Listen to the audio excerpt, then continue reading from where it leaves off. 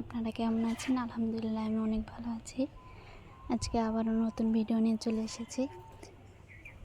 তো চলুন কথা না বাড়িয়ে শুরু করা যাক।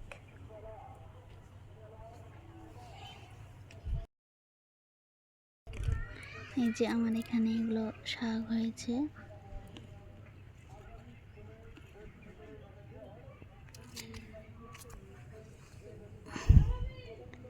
এগুলোকে খুরা শাক বলে। আপনারা কি বলেন অবশ্যই কমেন্টে জানাবেন।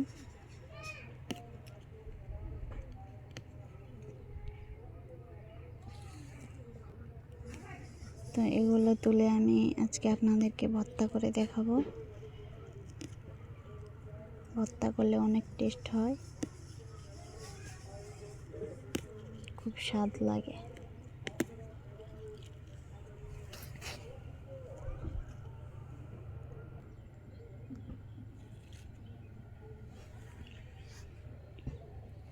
দেখুন আমার এগুলো পরিষ্কার করা হয়ে যাচ্ছে,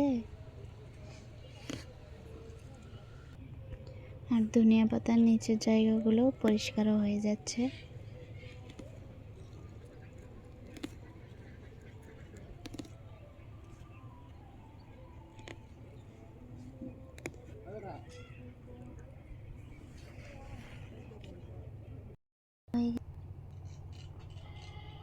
এগুলোকে এখন আমরা ভর্তা করে দেখাবো।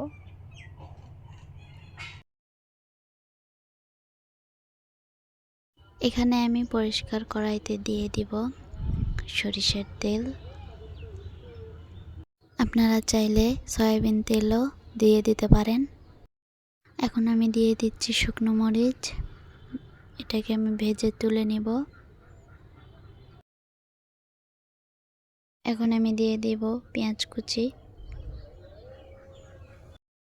এখন দিয়ে দেব রসুনের কোয়া। এখন আমি ভালো করে মিশিয়ে নেব।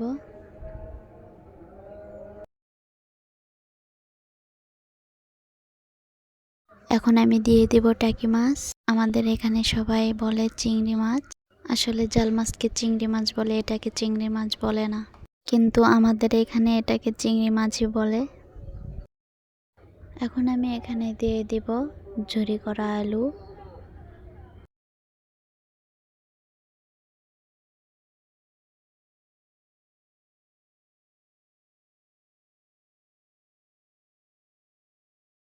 এখন আমি দিয়ে দেব সামান্য একটু হলুদ, দিয়ে দিব লবণ। এখানে আপনারা একটু কম করে লবণ দিয়ে নেবেন।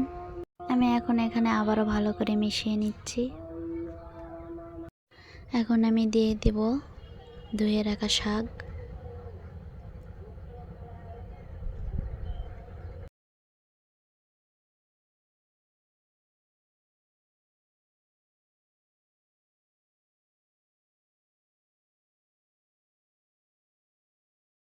দিয়ে দিব পরিমাণ মতন পানি। এখন আমি ঢাকনা দিয়ে দিব। কিছুক্ষণ পর ঢাকনাটাকে উঠিয়ে নেব।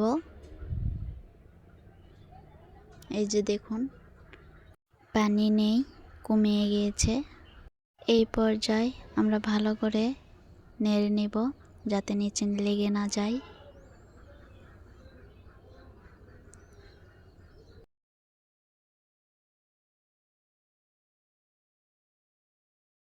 এই যে দেখুন আমার এটা লাল হয়ে এসেছে, হয়ে গিয়েছে।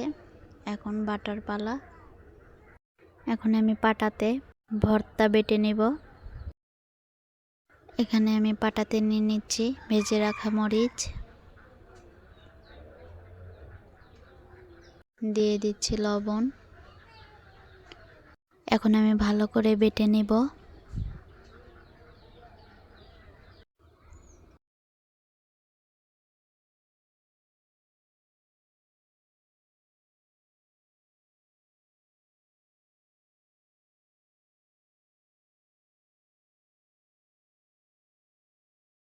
এখন আমি দিয়ে দেব ভর্তার পুর।